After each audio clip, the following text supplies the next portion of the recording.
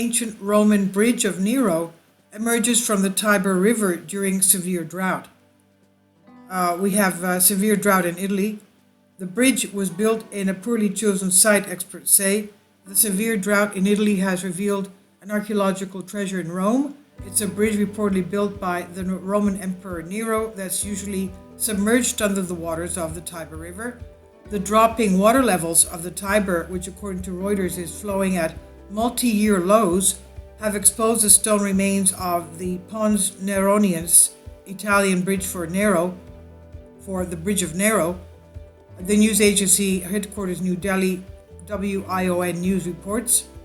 Emperor Nero, who ruled as the Roman Empire's fifth emperor from AD 54 to 68, was a controversial sovereign who built public structures and won military victories abroad, but also neglected politics and instead focused much of his time and passion on the arts, music, and chariot races.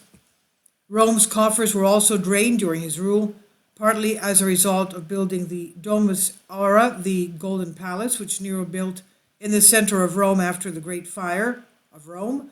During his reign, he did away with his mother and at least one of his wives, and he struggled to rebuild Rome after a huge fire ravaged the city in 64 AD.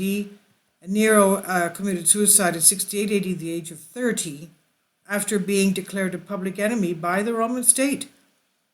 So, Life Science talked to several experts who noted that the remains of this bridge have become visible in the past due to low water levels. They also note that despite its name, it's not certain if the bridge was built by Nero.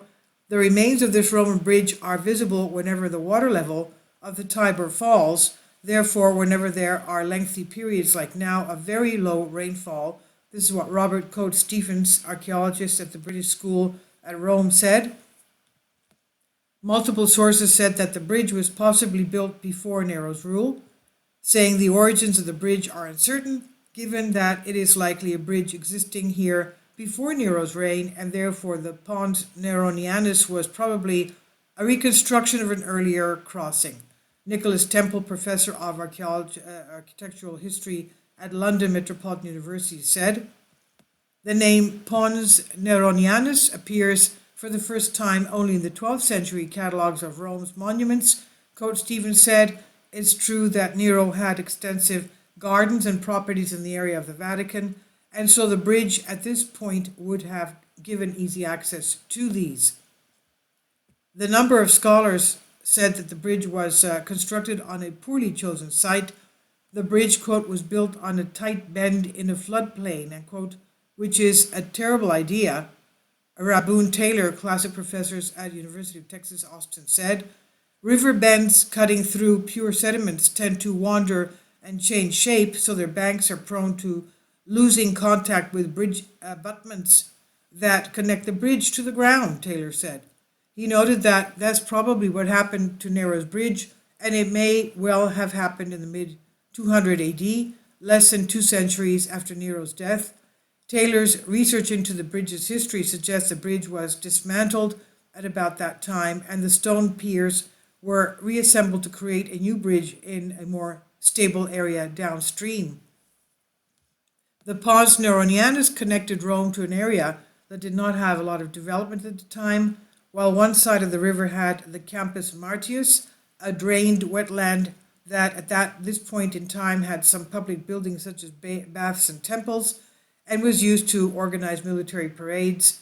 The other side connected to an area where the Vatican is now that had some large houses. It was always good to connect the two banks of the Tiber, but the Vatican area was mostly private estates until the fire of 64 AD.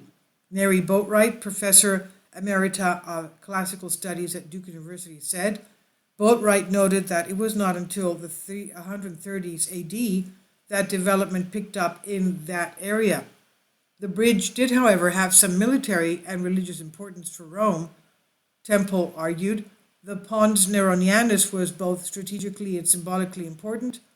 Temple said one side of the bridge was located near an area where Roman troops would assemble to march in a triumph, a political, religiously significant victory parade, and was likely part of the parade route. The precise route of this procession is uncertain, but it seems probably that the Pons Neronianus and any bridge that preceded it served as the bridge crossing for this purpose, Temple said.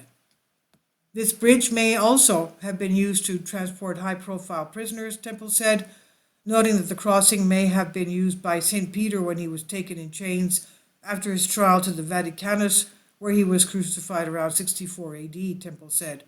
The Pons Neronianus has potentially a double significance as the crossing point into Rome of triumphal armies, and in the opposite direction for St. Peter's journey to the site of crucifixion, Temple said.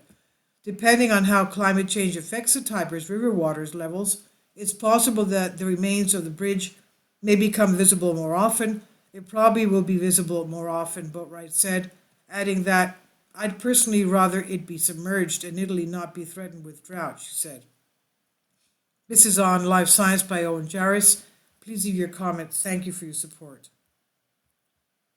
Kindly support my Patreon account. The daily posts are 5 videos daily, and they are totally different from what I have on my YouTube channel. Thank you so much for your support and that you find all my content so interesting. You'll find the Patreon account details in the description box below.